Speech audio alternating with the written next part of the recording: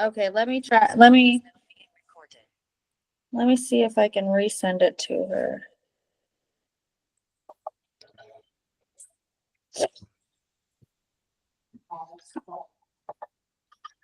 I'm going to go ahead and share my screen.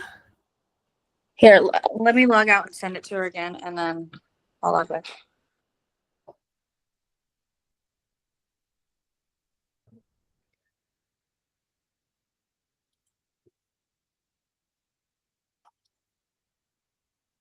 Okay, so we had left off at nonverbal communication. So we went over, right, the 4 styles of communication last time. And again, my name is Natalie McMillan. I am an LCSW and an LCADC. I have Miss Donna. I don't know your password, but I shared you too. Who's an MSW student intern from ASU. And then our my co-facilitator is. Oh, hi. I'm Audrey. I thought you were going to say my name. I'm sorry. I thought I did a good transition. I don't know. Good morning. Miss my cue. Good morning, everyone. Thank you. Okay. So, nonverbal communication, right, is how we communicate messages or signals through nonverbal ways, right? Through eye contact, our facial expressions, gestures, postures, body language. And a lot of that includes social cues, distance and physical environment, appearance, right? And our voice and touch, if that is appropriate.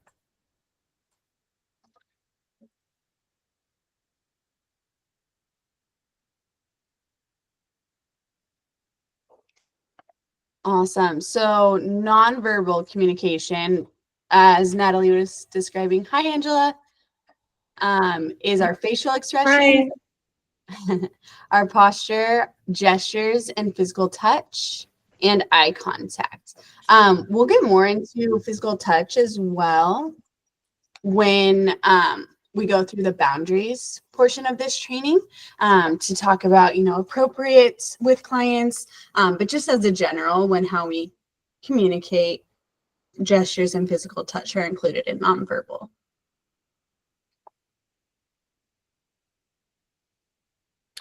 Yes.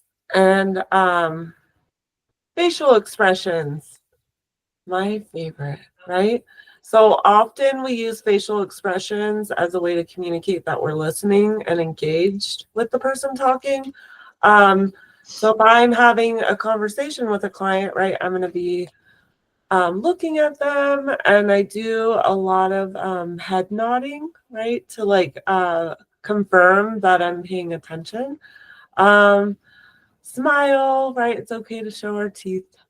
Also, right, we can portray if we have, proud for eyebrows that are all questionable.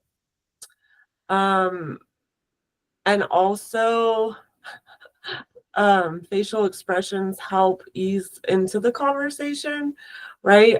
Keeping it going without having to interject verbally.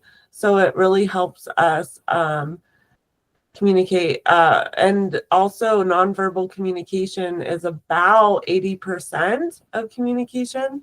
So it plays a huge factor. And when we're communicating with our clients and our colleagues, and also in our personal lives. Yeah. And when people have a very flat affect or no expression, right, it can impact the conversation.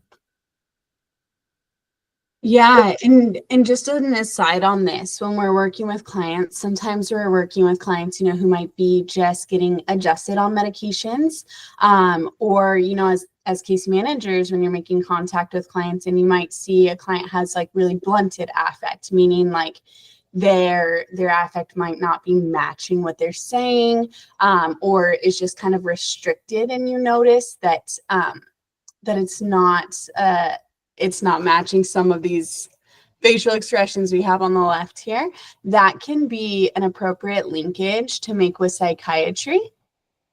Because could be that, you know, the medications are still being adjusted.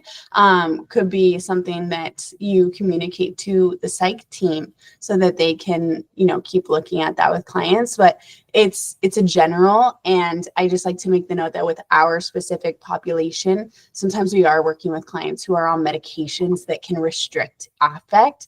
And so not for us to take that personally, but to be really curious about that and communicate with the full team to see what might be going on. Yes. Thank you so much, Audrey. Very important information. Yeah. So posture, how we position ourselves during a conversation is important. We get a lot from nonverbals, you know, and sometimes even human nature of being really busy, and when you might be ending your time with a client, you might start to do some nonverbals like looking away, typing on your computer, but it's really important to still verbally communicate. You know, for today, we've accomplished everything that we need to accomplish. We'll meet next on Friday at 2:30, right? Instead of some of the nonverbals, because some people aren't going to get that, or maybe, you know, not as in tune with some of the nonverbal. So really important that we still articulate verbally our message as well. So position is really important to that. When we're talking with clients, we're facing clients, we're engaging them, trying to remove any barriers, like talking to clients through computer screens, if at all possible. In my office setup, I have a couch over here, my screens are over here, and so I have a side chair that I move over. If we're not doing anything on the computer, I move over to that chair so there's nothing in the way. Or if we are doing something on the computer, the client will sit in that chair so that we are still very open in posture, can still face the client without some of those barriers. If we angle ourselves towards the person with relaxed and open posture, it signals that we're engaged. If we're leaning back with arms crossed or turning away from that person, it might convey a different message. Not always, but we want to be conscientious of that. And just as no one wants to have a conversation with the back of someone's head, talking to someone with extremely closed posture creates some of these barriers to communication. Gestures and physical touch. So gestures, right, like using our hands, and in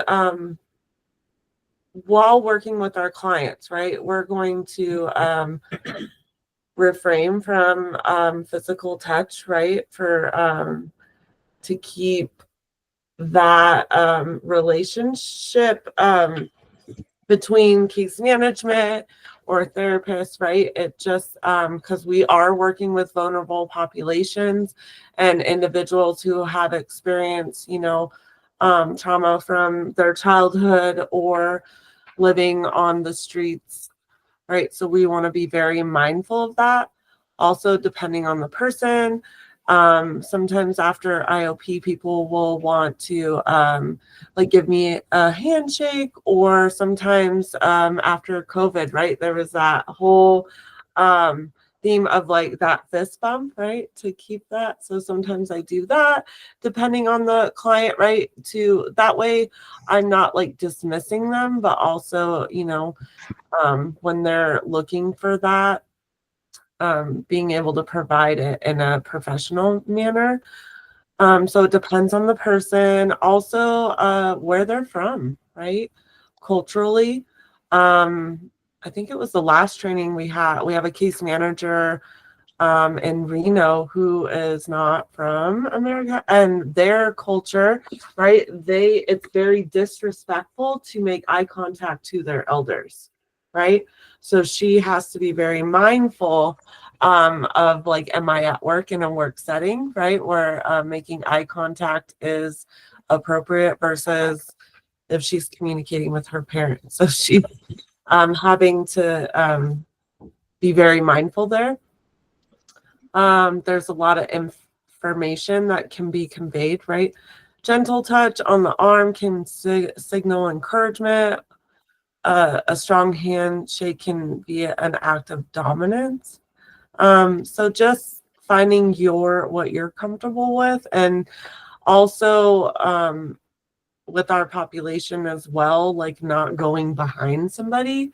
I don't know about you, but I don't personally like someone that is walking behind me, or I'll say, hey, I'm coming behind you on your left, right? Just giving people awareness. And we can also tell a lot about an individual and maybe what they're experiencing if they're like, shaking their leg or, fidgeting with their hands, and really, so I can always ask them like, hey, is it really hot in my office? I can turn on the fan for you, that sort of thing. So acknowledging, is there anything that I can do to help you feel more at ease while we have this conversation?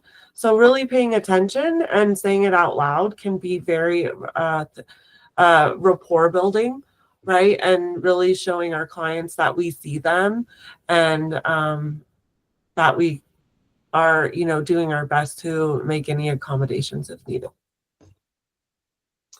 Yeah, and then Nat hit on this a little bit, but with eye contact, do you want to be aware of cultural differences? When we look at Western culture, there's a big emphasis on eye contact.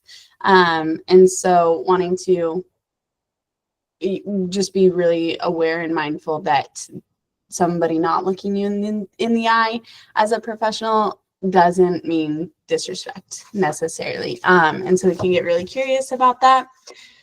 And then kind of emphasizing the difference between eye contact and then staring. Most people don't like the staring, not blinking. So being really aware of that, you can kind of mirror or model what that person is doing. If they're making eye contact and then looking away, you might be able to also do some of that. When I work with clients and specifically in IOP, we talk a lot about communication as it relates in personal relationships, work relationships, professional relationships. When I have a client who says, I want to work on eye contact, but it's difficult for me, a starting point for that is that person could look at your third eye, and that can help kind of ease and it looks like you're looking somebody in the eye, but might be less intimidating for some people. So just really meeting people where they're at in this.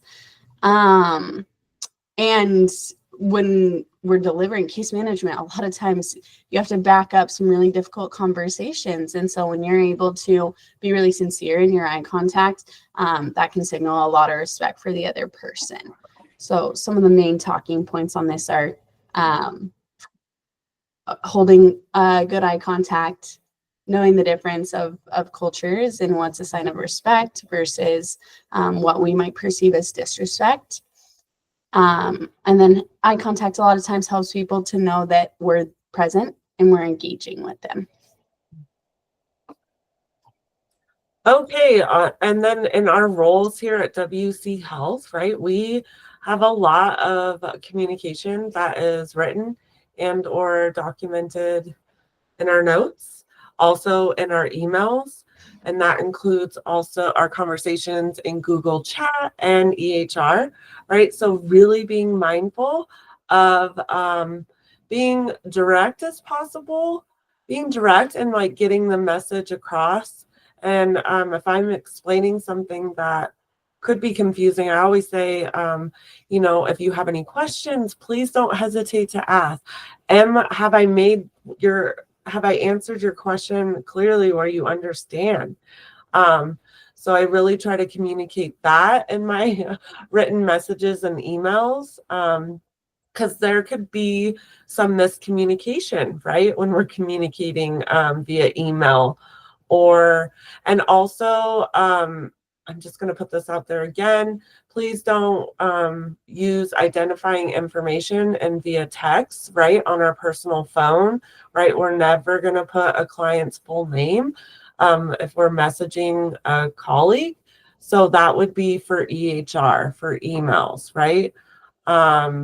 If I do send an email, say, for example, to Mandel, the director of case management in Reno, I will use initials, or I'll say, please call me. I would like to staff a client. So that's super important to keep in mind. Right. And written communication in our field, right? If it's not documented, it did not happen. So if there's something really important that that you want to ensure that your team knows that you have completed a task or not completed a task due to whatever reason, right? Always make sure you keep that documented. Very important. Yeah, and just with that, the reminder that emails to clients are also a part of the electronic health record. So just as a professional, be mindful that that is still client record and history. So not to say anything in that you wouldn't want included directly in the chart, right? And sometimes it's easy to say, well, it's different and it's a different modality, but it is still a part of the electronic health record. And if we are emailing clients, right, making sure that we use the encryption, right? If we are emailing outside of the agency, to make sure that it's encrypted, right, to protect information, also very important. Yeah. So for examples, we have emails, texts, and letters are all form of written communication. And I'm sure we all use every one of them to communicate at work and with colleagues.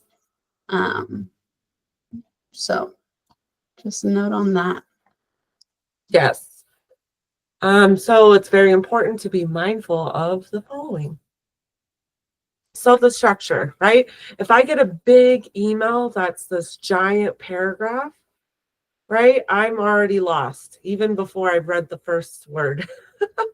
So if there's something where the structure of it, if there's a sentence, right, I break it up, I kind of separate it.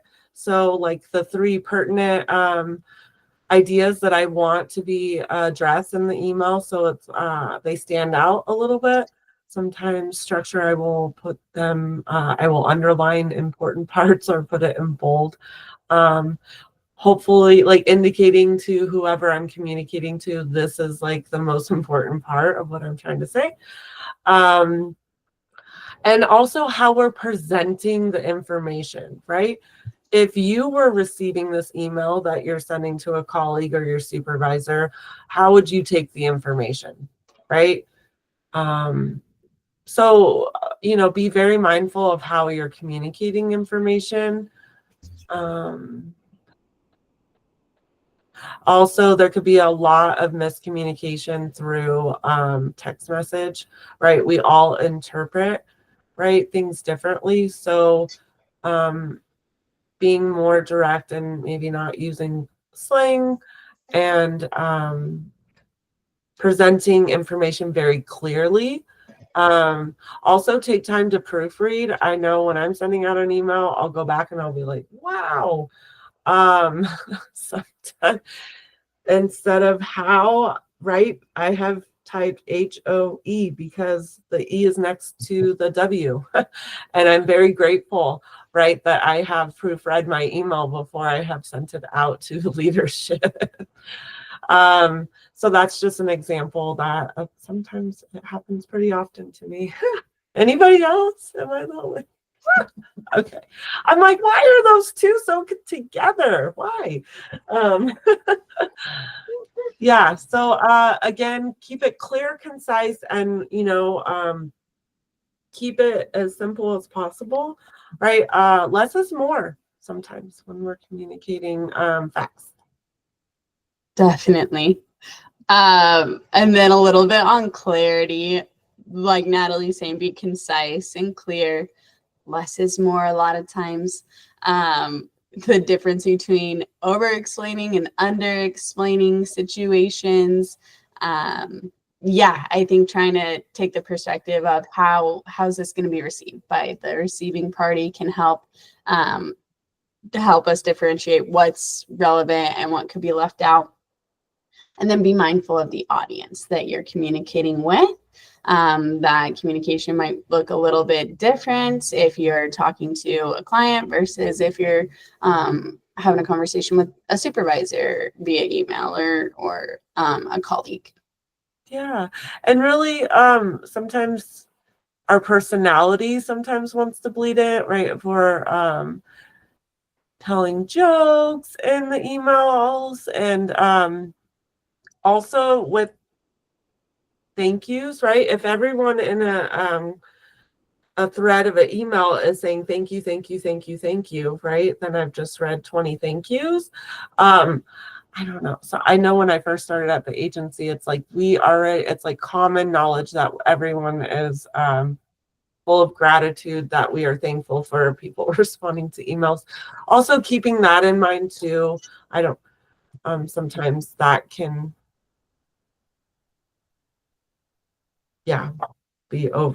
we could be overly thankful sometimes.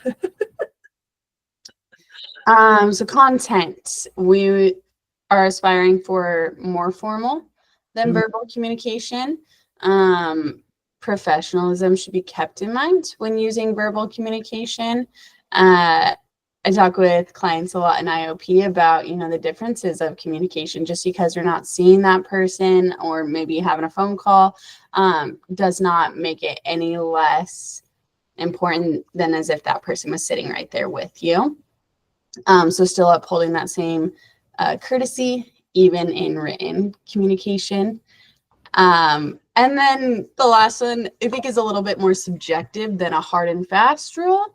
But know your audience, right? If you're using jokes or sarcasm in written communication, just know that sometimes it doesn't always read the same way. So, emojis can be really helpful for that when it comes to written communication, if you're going that route with jokes. Yes. Oh my goodness. So we may be engaging in how many people are here?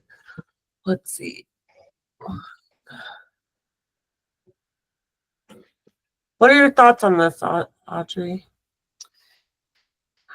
I'll leave it up to the group. So let's let Natalie and I explain this. And if y'all want to give it a go, it's kind of fun. It's interactive. We actually did it in IOP yesterday and they had a great time with it. So this activity is all about how clearly can you communicate as the speaker, and as the listener, how well are you understanding and interpreting what the speaker is saying.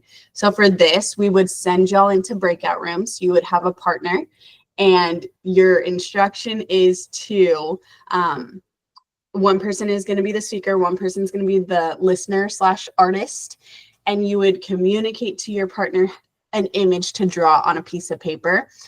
This one says, specific geometric images.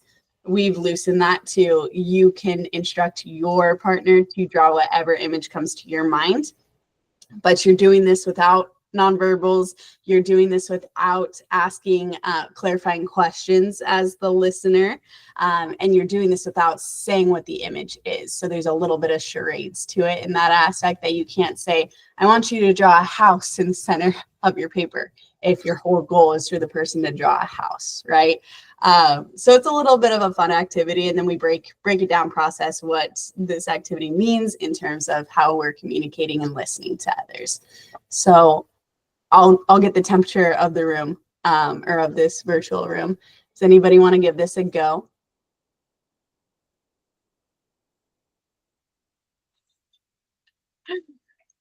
No.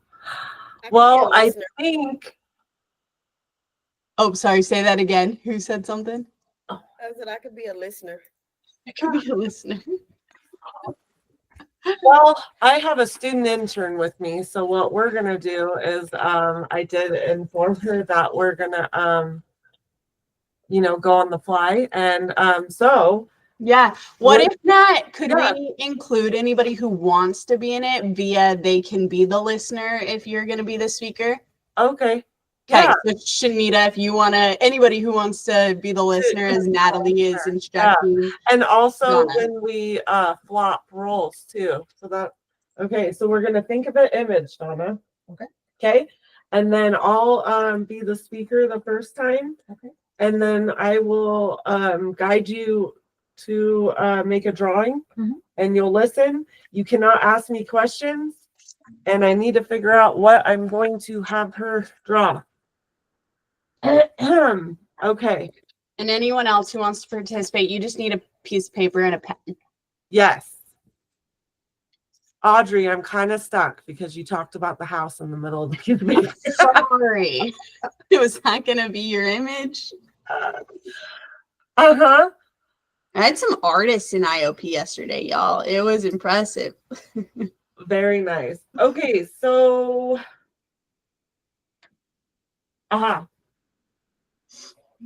so what we're going to do in the piece of paper in the middle, well, no, so in the middle, you're going to find the center of the paper. And then off to the left, you're going to draw a circle about an inch in diameter, radius is hot in diameter. I don't know. I think that is the best word I could describe that. Okay. And then you're going to draw another circle, but what's going to happen is that circle is going to intersect the first circle that you have drawn. If anybody knows what a Venn diagram, oops, I might have used that word. And then, so we have drawn two circles, one has intersected the other. And then what we are going to do is in the first circle, we're going to make a half circle. Hold on, no, a crescent shape in the left bottom fourth of the circle. So it's a crescent. Yeah, and the and fourth of the circle. And then we're going to color that crescent in. This is kind of fun. And then on the other circle, we're going to do the same thing on the other side. Crescent and color it in. Okay. And then where the two circles intersect, we're going to draw okay. So the two circles are connected, and below that, we're going to draw a half circle to connect the circles together. And then underneath that, we're going to make a half circle.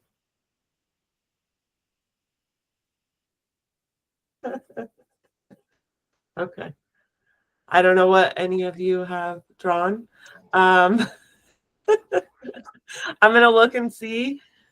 Donna, are you ready? Okay. So I'm very creative and artistic, if you can already tell. Oh, good job. Really? Yeah. Oh, Let us see your See the comparison. Did they come up with the same thing? So this is how I drew smiley faces in school. I don't know. And then Donna, if you would like to show yours. Cute. I mean, there's some remnants of what I was describing there. Did anyone else participate? Okay, now let me see yours because your guys' cameras are going out. Our internet is not that great here. Oh, you just went out again. Oh no. Yeah. I can hear you. I just can't see your picture. Oh, I'm sorry. But let me see yours. I can see your picture. Okay. When you said happy face, this doesn't appear to be what, because mine looked like a little cockeyed alien.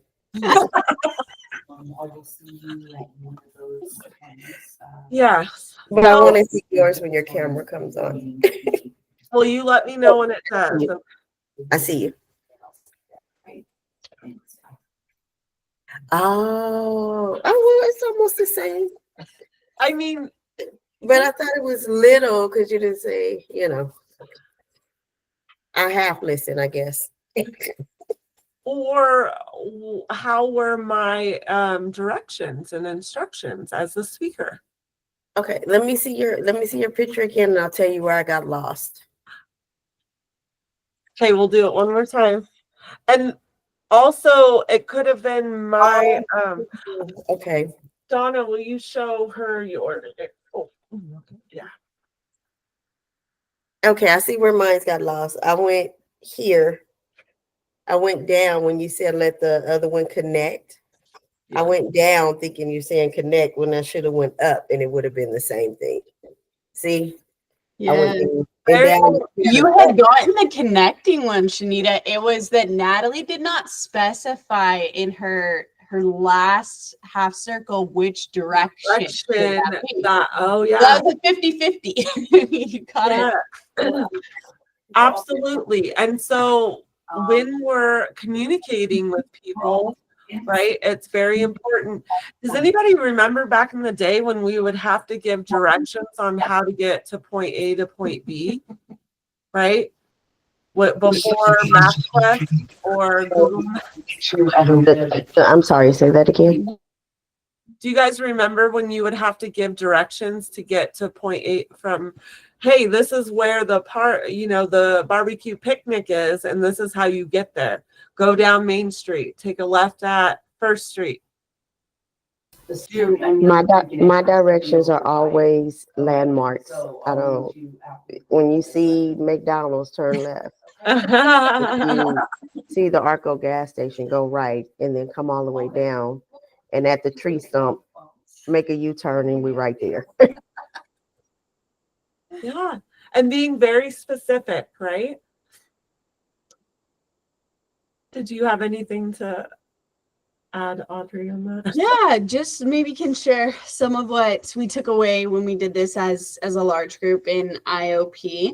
A lot of people notice it's really difficult to communicate without nonverbals. And so that really helped us to notice the integration. It's not just what we say verbally, it's a lot of nonverbals. I had people who were starting to sit on their hands so that they wouldn't be drawing their images out for the other person. Had some people who struggled with like the step-by-step, and so we're giving, context clues. I had one person was trying to get the other to draw the Nike Just Do It logo. And so they said, just do it. And then the other person, right? So it's like we can pick a lot up in context, but to, give really concise, really clear directions. And then for the other listening party, it was a good example of how we can all interpret things differently. Like when Nat left it open a little bit to, hey, there's a half circle as the last step. Some of us drew the half circle opening towards the bottom of the page, and others drew it opening towards the top of the page, right? So it was just a good lesson and demonstration of where things can get really lost in communication. Like this happens all the time. So we laughed about it. We had a good time with it. But those are some of the main takeaway from folks. Yeah. I see one other loss I had when you said put the dot in the center. I'm thinking you're meaning to put it over to the side, because you said to the left of it. So I figured the picture should have been to the left, not knowing that it's connected to the dot. Yeah. Beautiful. Thank you for your participation. That was fun. Oh, yes. So for the speaker, right, I didn't know what I was drawing, so I really wasn't being mindful of giving more concise directions. So that was kind of on the fly. So making sure of when I'm communicating, who am I communicating to, and what steps are going to be necessary. And the feedback, right? Not having, I got it, or having the listener, Miss Donna, ask me questions, I don't know if she's understanding what I'm saying, right? So instead of like that awkward side, I just kept going. Right? Because because I wasn't able to read her body language or didn't have it, feedback. couldn't get feedback. So I didn't know where we were, if we were on the same page. Right. And now, right, how important it is to communicate like face to face, right? And read that. It just, even for me as a therapist who does it, when I just did that, it really reinforced how important communication and nonverbal and the feedback and the tone, all of the things, it just really resonates on how important all of the concepts of communicate, how important they are. Listener, do you have any, what did you like about my instructions? I was trying to think of what your next move was going to be. So I would do and then like, okay, she's going to do, another circle. And then instead of doing another circle, I was thinking about it. So I made this almost like a teardrop, a raindrop. And I'm like, no, that's not what she wanted. And you could see yourself trying to project into what she's going to ask next, instead of just sitting there and going, how about you just listen to it? And that's when I did listen. I still messed up the smiley part. Well, and how real is that, right? You know, people are talking to us and we're trying to guess or even finish their sentences, right? Like we're interjecting our own perspective or sometimes our own experience. And so I think that's a great parallel, Donna, that you just made, that not just in this art or this exercise, but so often it's, what am I going to respond to this, right? What am I going to add to the conversation? And we find that we're not really listening intently, right? Because we're anticipating. Exactly. Yeah. Thank you, everybody. That was fun. All right. So we're going to talk a little bit about communication techniques for individuals with sensory impairments. This speaks a lot to our current client population. So please feel free to ask any questions. You know, if you might be working with clients right now and some of this is really relating to your work with those clients, feel free to ask some questions and we can have a dialogue about it. Okay, impairments, right? So individuals that we may be working with may have hearing impairment. Any veterans that we have who have been in combat, or even individuals who are listening to their AirPods or their headphones too loud. Vision, right? A lot of our population may have lost their glasses, or they have been broken, or other glaucoma, other vision impairments, and those who have limited ability, who are disabled, right? If they're defined legally deaf or blind, and mental health and cognitive impairments, right?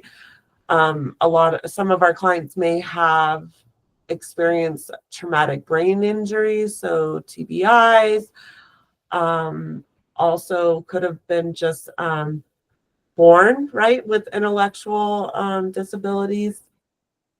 And mental health, right? Depression, or even experiencing auditory or visual hallucinations, right, can really impact an individual's ability to function. And one also for the Sana, sorry, client, right? How often, what I learned early in my social work career is that a UTI, a urinary tract infection, can really impact a person's cognitive functioning, which was astonishing. Do you have a question, Shanita? No. Okay. I'm sorry, I was telling Tanya bye. They're having a Oh, house okay, meeting sure. this morning. No worries. No worries. So what are sensory impairments? A sensory impairment is an individual's inability to accurately interpret an outside source or stimuli, whether it's visual, auditory, verbal, or through sense of touch, sense of taste. A person does not have full loss of sense to be sensory impaired, right? So there can be deficits, or there can be kind of this spectrum of impairment from mild to severe. And it's really important that whatever that level of impairment, we're helping to meet clients where they're at. You know, in IOP, I see this come up a lot, where someone might have a hard time hearing, but they're not deaf, or might have, you know, lost their glasses. But we can do workarounds of those things. I can write things on the board. I can read things out loud for that person who didn't have their glasses that day or needs to see the eye doctor. I can have them linked to their case manager for referrals for where they can go to get some of these needs addressed. So it's really important that we aren't trying to tell clients what their capabilities are, but that we're assisting them at every level that they're at and with those specific needs. And a lot of this is the readiness. I've worked with a lot of clients who might have some of these impairments, but they might not be ready or willing yet to ask for that help or get that assistance. And so I think that says a lot to rapport building, and see that a lot with clients seeking of their case managers in the group setting, and how they feel supported and how that benefits them. Ooh.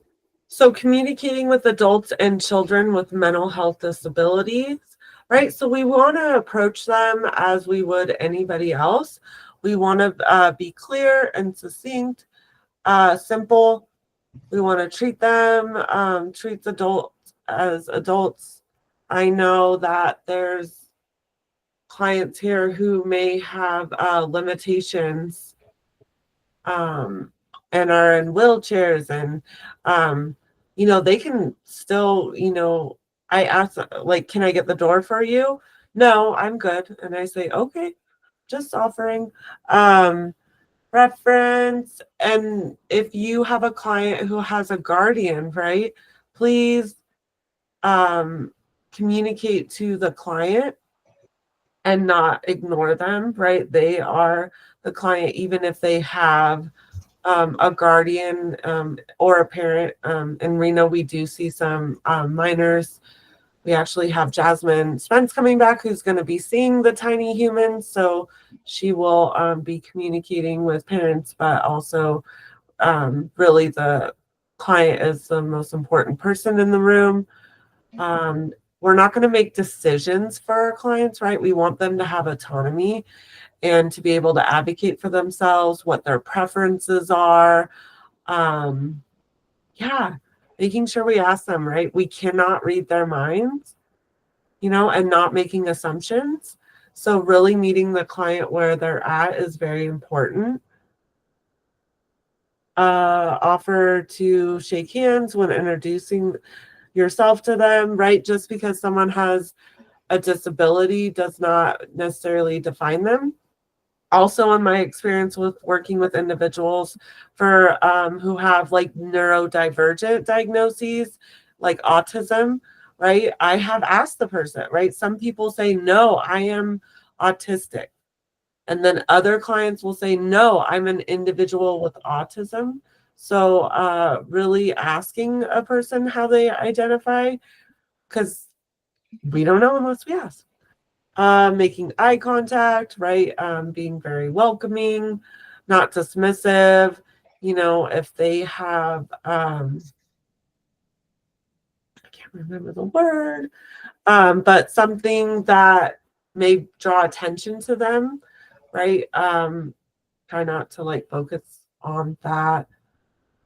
And I cannot, like alopecia, right? If they have like patches of hair, and I can't think of the other one that I want to say. Listen attentively, clarify, right? If needed, if they ask. Don't pretend to understand a client. Like if someone's mumbling or they're not didn't speak loud enough, right? You can don't pretend that you understood what they say, right? Please ask them, like, I'm sorry, I didn't get that. Can you please repeat yourself? And recognize the individual as a human, right? Who has their own wants and needs. Absolutely.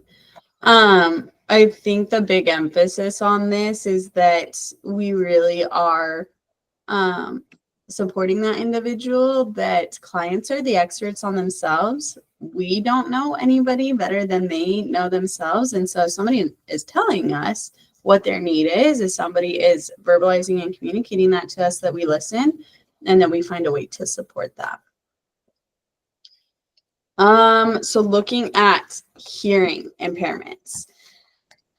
This is the capacity to hear with amplification is limited, impaired or absent, and results in one or more of the following: reduced performance in hearing, acuity tasks, difficulty with oral communication, and or difficulty in understanding audit orally presented information. This term includes people who are deaf and people who are hard of hearing. So this is that example that it's on a spectrum. It's on kind of that continuum there, that there can be different losses of ability. And I wonder if anybody has had the experience of working with any clients who are hearing impaired or deaf and how you supported that person.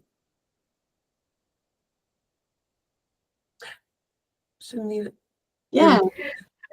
No, I raised my hand because I have a client now that is hearing impaired, and I raised my hand, and then it popped up. You raised your hand, so it Sure. scared, So just, yeah, acknowledging that you currently scared me. Yeah. Yeah, I have a gentleman now, and he says he has a little. Nobody ever pronounces this right. Alzheimer's. Okay, that'll work. Yeah, he said he has a little of that, but he can't hear. So, speaking up a little bit louder to him or just writing down whatever I'm trying to say or let him see me type whatever I'm saying kind of helps when he has his glasses on too. Yeah, absolutely. Thanks for sharing how you support that client, Shanita. Anyone else? Donna, go ahead. I have a sign language degree. So I can sign to them and it helps them to communicate back and forth. I'm not as good as I used to be, but it still helps where they feel they're being heard because somebody has learned their language. That's awesome. Thanks for sharing that. Yeah. And kind of when we talk about subcultures, right? That's its own subculture. And so to be able to have that type of a rapport and facilitate that is really cool. And I think we had talked yesterday, Tanasha, I'm getting that so wrong. Someone help me, please. Is it Tanasha? I think it's Tanasha. Tanasha, she had spoken about, the use of interpretation, right? That is hugely to someone's benefit if they're willing for it, that we can get those services on board and get them connected to that. So I really appreciated you sharing that, Tanasha. Tanasha, am I saying that right? I had stepped away. Someone was at my door. Can you repeat what you said? Yeah. Well, first I'm wanting to make sure that I'm getting your name right because I feel. Yes, it's Tanasha. Tanasha. Okay, cool. Yes. I was just emphasizing how yesterday you were talking about the use of getting interpretation involved, Yes. whether that's Google Translate or translator lines. And Donna was speaking to, with hearing impairments, the use of American Sign Language. And so I just had appreciated that you shared that as a way of working and supporting clients. Thank you. You're welcome. Yeah, absolutely. We actually did that here too with Betsy has a client that only speaks Spanish. So Chelsea and I were trying to Google Translate and he was getting frustrated. So I had to call one of the MAs over at the clinic and put her on speakerphone to translate for me. But yeah, I like that interpreter thing that Tanisha did. Nice. Yeah, we can definitely involve other staff in that too. Yes. Moving on. Vision.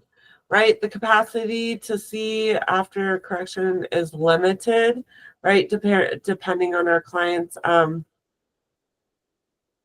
Were you here when we were filling out the intake packet, right? There was a woman who could not see very well. So we definitely read the whole intake packet, like summarized to the best of our ability.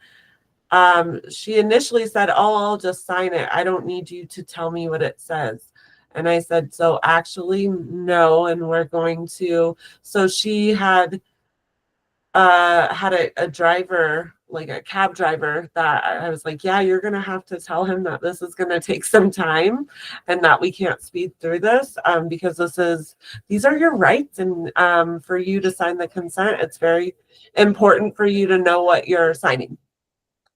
So also, right, that would take a little bit more time and one-on-one time with our clients. So being able to utilize our time wisely, manage our time, right, and putting the needs of our clients ahead of our own. Reduced performance is visually accurate tasks.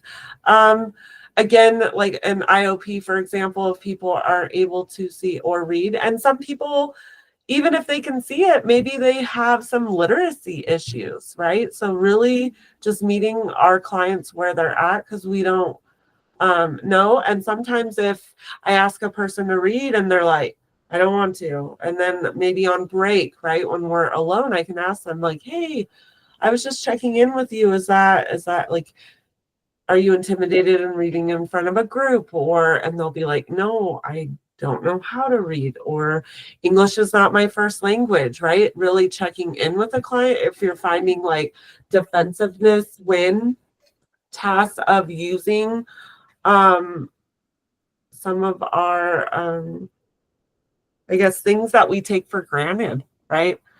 Our senses. So just checking in too, if you're finding that maybe someone's struggling, but they're haven't yet admitted it or asked for help, right? Really checking in with them. And then deaf and blind, concomitant,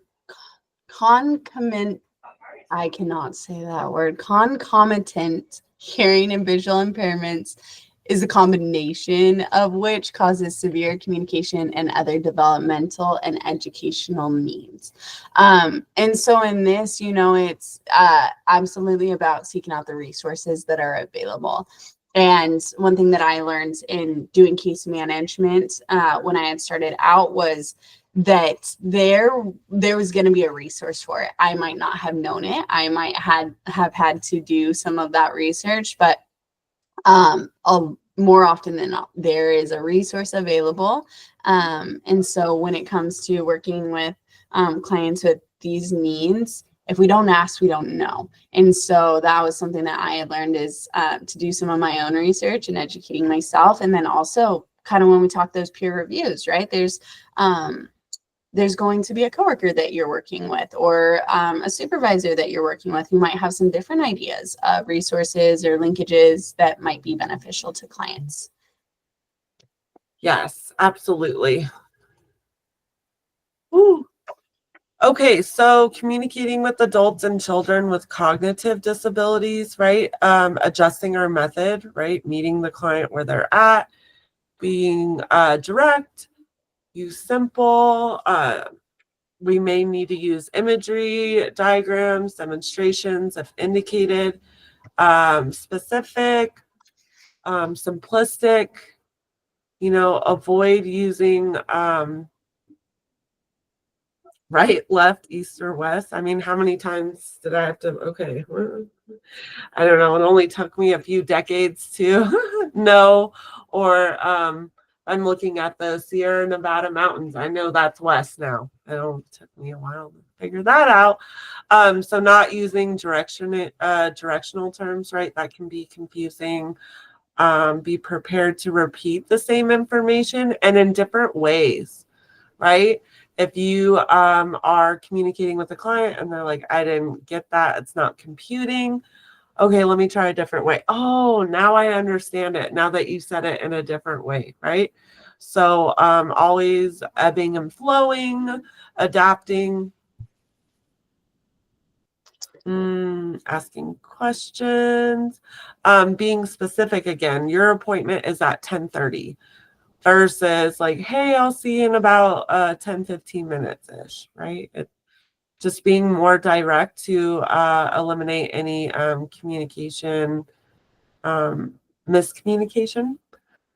Avoid sensory overload. I know sometimes some of our offices can be a little loud if we're sharing an office, right?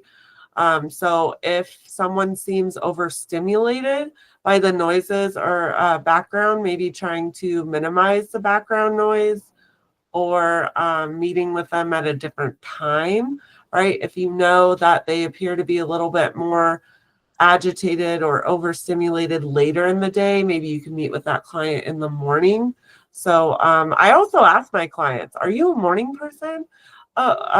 You know, like, and if they're like, no, I'm not going to book them for 8 a.m., you know? So again, meeting the client where they're, if possible, right? I know we have a large caseload, but accommodating to the best of our ability. Provide information. I like to write things down or print it out for them. I give them little Post-it notes. My clients say they have them on their mirror with little suggestions, right, to reframe behavior, cognitive distortions. Do not pretend to understand if you don't, right? Ask them to repeat what they have said and be patient. Also with like speech impediment, right? If we have clients who have a stutter, right? And when they're nervous, it may be really hard for them to articulate themselves. And if we are demonstrating that we're being impatient or like we want to move on to the next task, that could really impact their ability to express themselves. So being aware of that. And don't assume that someone can read well, right? English may not be their first language. They may have not had access to education. They may have had to drop out of school at 4th grade to help, you know, take care of their family in one form or another. So just really being mindful and not assuming anything. Okay. So tips, when referring to a person with a disability, always put the person before the disability. So a person struggling with addiction or substance use disorder rather than, you know, any other derogatory words that get used commonly, or an addict. And that's where Nat brought up the point, people will self-identify, and, you know, you can still use person first language with them, or, you know, if they say, no, like, this is how I want to identify, then go with that. Treat the person as you would any other adults. Respect. That golden rule goes a long way. Speak and ask questions directly to the person who's the client, right? And whether or not they have a disability, not who might be accompanying them. Guardianship is a little bit different when we had talked about that, but still being able to talk directly with the client is a form of respect and best communication. Be yourself. Use normal tone of voice and body gestures. Most people with disabilities try to be as independent as possible and will only ask for assistance if they need it. Like Nat had said, you can offer it, but really be respecting what that person's abilities are. And for most of us, we don't want others to do for us what we can do for ourselves. It can be that loss of empowerment, of confidence, of capability. So really respecting that. 6 is a given. If we know where restrooms are located, drinking fountains, things that can just help provide for someone's most basic needs, inform your clients of that, right? When they're coming into your office, help them be getting oriented. Like we had talked about, it's a confusing process for a lot of people coming through PUF, and then, okay, I'm shuttled over to Boulder, and then, okay, now I'm going to housing, and I met 15 different people today. So really being kind, compassionate, and understanding that that's a lot to take in for anyone. And then I haven't seen this personally, but as far as working with a client, but if someone has a service dog, Don't pet that dog unless it's offered. Dogs are working if they're service dogs. And so really important that we are respecting that. Has anybody had a client with a service animal? Yes? Yeah. Not here, but at when I worked in paratransit in California, we had a lot of people with service animals, and one thing you've learned and you know is that one, you never pet a service animal unless you're given approval to do so, because like they say, they are working Yeah. and they can pick up a wrong scent. Yeah. Thanks for sharing that. And a service dog is Working as a- different. I'm sorry, than an emotional support animal. Go ahead. I was saying when I worked at the courtyard, I had a lot of guests that just had animals and they wanted to refer to them as a service animal. And I said for them to be considered, you need to get proper documentation or we can't list them as a service animal. So they had an issue with that as well because a lot of them were traveling and they weren't able to travel if they didn't have a certification saying that they were a service animal. So I ran into that a lot.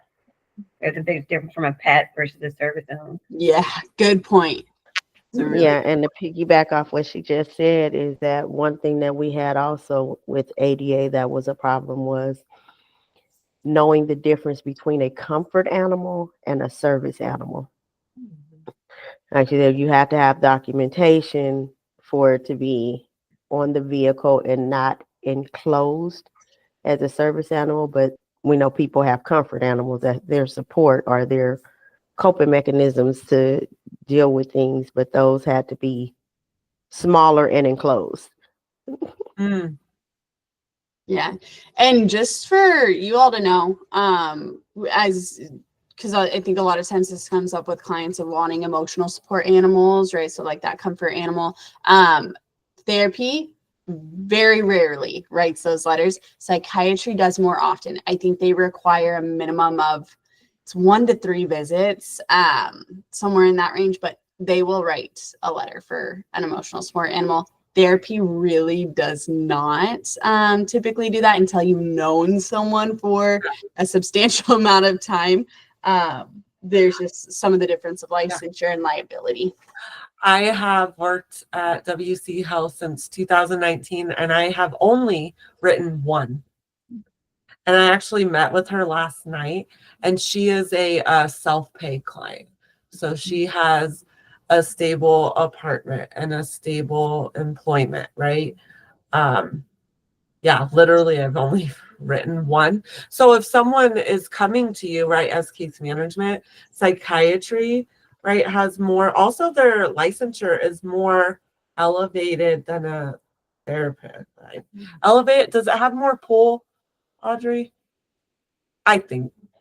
Depends on because there's a lot of different licensures. So That's psychiatry, so it just depends on the licensure. I've just seen that they are more willing to do so Yes, than there you go. a lot of therapists are. Yes. So summary, right? Effective communication is the process of exchanging ideas, thoughts, opinions, knowledge, and data so that the message is received and understood, right? So that's super important. When we communicate effectively, both the sender and receiver feel satisfied, right? And the intentionality of what is the intention of this conversation? What are we trying to address, right? What are we trying to achieve together, right? And working with our clients in a cohesive fashion, same with our colleagues, also in our personal lives, right? Communication is very important. Awesome. Does anybody have any questions about this part of the presentation or part of the training? Awesome. Nat, do we want to take a break before we get into? Oh, yes. And I just wanted to finish this slide. So I'm going to stop recording on this one and then